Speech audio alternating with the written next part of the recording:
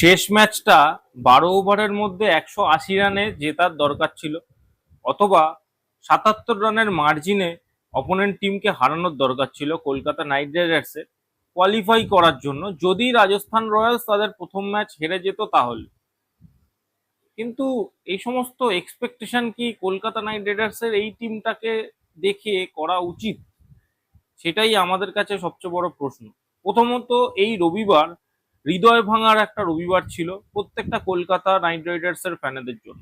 তার কারণ প্রথম ম্যাচ মুম্বাই বনাম রাজস্থানের দিকে সবাই অধীর আগ্রহে তাকিয়েছিল যে যদি মুম্বাই জিতে যায়, কারণ মুম্বাইয়ের ঘরের মাঠে খেলা, লাস্ট ম্যাচ মুম্বাই খেলছে, সম্মানের সাথে বিদায় জানাবে আইপিএল কে, কিন্তু রাজস্থানকে নিয়ে জানাবে, এটা সবাই এক্সপেক্ট করেছিল। বাট কি হলো, প্রথম খেলাতেই কিন্তু রাজস্থান রয়্যালস জিতে গেল এবং তারা খুব হ্যান্ডসামলি কোয়ালিফাই করে গেল প্লে অফসের জন্য।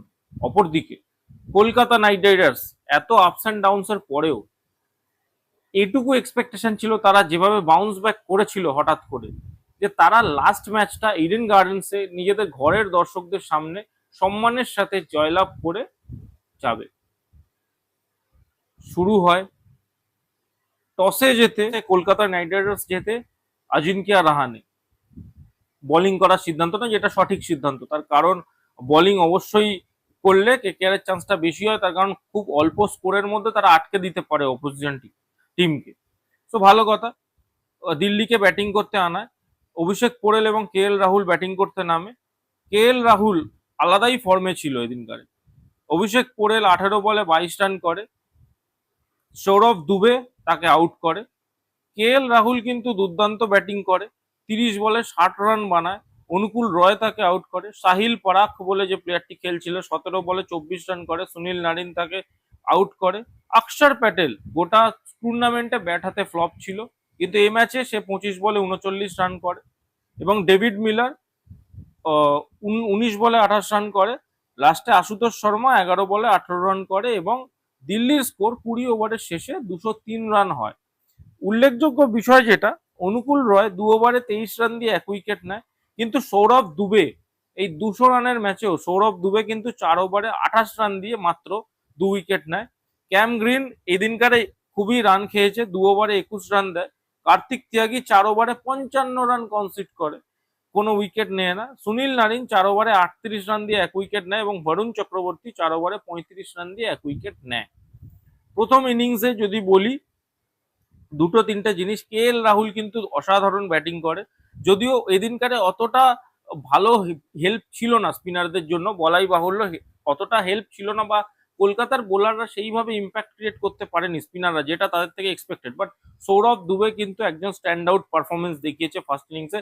আই থিঙ্ক এই রানটা দিল্লিরও 220-30 হয়ে যেত, যেটা সৌরভ দুবের জন্যই কিন্তু মোস্ট প্রবাবলি বলা যেতে পারে 203 রানে আটকায় এবং কলকাতা নাইট রাইডার্সের 203 রান চেস করার জন্য আসে। যেহেতু প্রথম ম্যাচ রাজস্থান জিতে যায়, তো এইখানে কোনো নেট রান রেটের ব্যাপার থাকে না, সবাই খোলা মনে জয় দিয়ে শেষ করার জন্য ব্যাটিং করতে আসে। কিন্তু একটা টুইস্ট হয়, যে টুইস্টটা মানে সত্যি অদ্ভুত লাগে, অদ্ভুত মানে অদ্ভুতই লাগে। লাস্ট ম্যাচে কত রকমের এক্সপেরিমেন্ট গোটা সিজন ধরে করেছে, দেখলে বোঝা যায়। ফিন অ্যালেন তারা ইম্প্যাক্ট প্লেয়ার হিসাবে আনে, যেটা তাদের চিরাচরিত ফরম্যাট, কলকাতার ফরম্যাট ছিল, ফিন অ্যালেন ইম্প্যাক্ট প্লেয়ার হিসাবে আসে। বাট ইম্প্যাক্ট প্লেয়ারে সাব আউট করে কাকে? সুনীল নারিন। এই Sunil Narine one of the great hitter, ইডেনের মাঠে তো one of the best hitter আমরা বলতে পারি, তাকে সাব আউট করে দেয়। এবং আজিঙ্কিয়া রাহানের সাথে ফিন অ্যালেন ব্যাটিং করতে আসে, ফিন অ্যালেন আউট হয়ে যায়, 13 বলে 20 রান করে, 3-4 1-6, বাট লুঙ্গি এঙ্গিরি তাকে আউট করে দেয়। দেন মনীষ পান্ডে এবং আজিঙ্কিয়া রাহানে একটা খুব ভালো পার্টনারশিপ করে এবং আজিঙ্কিয়া রাহানে বেশ ভালো খেলেছে, 39 বলে 63 রান করে, 4-4 4-6 দিয়ে। এবং মনীষ পান্ডে 16 বলে 25 রান করে, তাকেও লুঙ্গি এঙ্গিডি আউট করে দেয়। ক্যাম গ্রিনকে খুব ইজিলি কুলদীপ যাদব আউট করে দেয় এবং ওই ওভারেই কিন্তু আজিঙ্কিয়া রাহানেও আউট হয়ে যায় কুলদীপ যাদবের হাতে। দেন রোবমান পাওয়ার, রিঙ্কু সিংকেও আউট করে দেয় কুলদীপ যাদব। তেজশ্রী দইয়াকে আউট করে দেয় অক্ষর প্যাটেল। এবং কলকাতার হঠাৎ করে একটা খুব স্টেবল পজিশনে তারা ছিল, আমি যদি খুব ভুল না হই 87 রানে 2 উইকেট ছিল মাত্র, যেখানে মনীষ পান্ডে আউট হয়।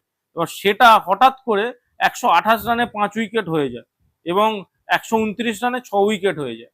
তেজস্বী দাইয়াকেও দেখে মনে হয়নি যে কখনোই সে খুব কনফিডেন্স দিচ্ছে ব্যাটিং এ, সত্যি কথা। অনেক এক্সপার্টরা বলেছে তেজস্বী দাইয়াকে খেলানো উচিত, বাট সত্যি বলতে কি আঙ্গরকিস রঘুবংশীকে আমরা অনেক ক্রিটিসাইজ করতাম, বাট রঘুবংশী কিন্তু একটা পিলার ছিল কলকাতা নাইট রাইডার্সে। যখন রঘুবংশী বেরিয়ে গেছে তখন কিন্তু বোঝা যাচ্ছে, কারণ এই তেজস্বী দাইয়া কিন্তু খুব মানে যতক্ষণ ব্যাটিং করেছে দুটো ম্যাচে, তাকে দেখে খুব কনফিডেন্স কিন্তু পাওয়া যায়নি। এবং এর পরে হঠাৎ করে হতে তো উইকেটের সিলসিলা শুরু হয়। রিঙ্কু সিং আউট হয়ে যায়, তেজস্বী দইয়া আউট হয়ে যায়, অনুকূল রয়কে Mitchell Starc catch and bold করে দেয়, কার্তিক তিয়াগিকে মিচেল স্টার্ক ক্যাচ করে দেয়, বরুণ চক্রবর্তীকে নুঙ্গি ইংগিডি আউট করে দেয়, এবং রোবমান পাওয়েলও কিন্তু রান আউট হয়ে যায় 21 বলে 29 রানের স্কোরে। কলকাতা নাইট রাইডার্স মাত্র 163 রানে অল আউট হয়ে যায় 18 ওভার 4 বলের মাথায়। এবং সত্যি মানে আটার মোস্ট ডিসঅ্যাপয়েন্টেড।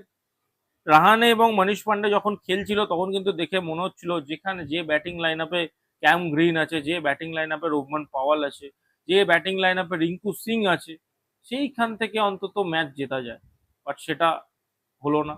কলকাতার লাস্ট ম্যাচও একটা বড় মার্জিন, 40 রানের মার্জিনে হেরে গেল, এবং এটা চোখে আঙুল দিয়ে দেখিয়ে দিল কলকাতা নাইট রাইডার্স এর ম্যানেজমেন্টকে যে এই টিম নিয়ে কিন্তু হবে না। যদিও তারিফযোগ্য কিছু বিষয় আছে, তারা ফুল ফ্লেজের যে বোলিং লাইন আপ সেটা একটা ম্যাচের জন্যও পায়নি।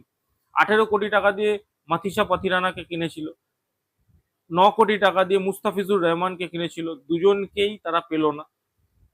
এবং ব্লেজিং মুজারামানি সেইভাবে ইম্প্যাক্ট ক্রিয়েট করতে পারেনি। ফিন অ্যালেনকে আমি বলবো 50-50, কারণ একটা দুটো ম্যাচ সে ভালো খেলেছে, ম্যাক্সিমাম ম্যাচেই সে ফ্লপ। সবচেয়ে বড় ব্লান্ডার ডিসিশন সুনীল নারিনকে এদিনকারে তুলে নেওয়া সাব আউট, কেন ক্যাপ্টেন্সি নিয়েও কিন্তু কোয়েশ্চেন্স থাকবে।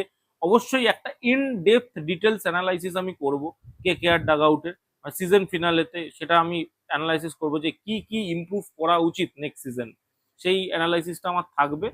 বাট আপাত দৃষ্টিতে যেটা মনে হয় যে কলকাতা নাইট রাইডার্স এর অনেক কিছু চেঞ্জেস দরকার আছে।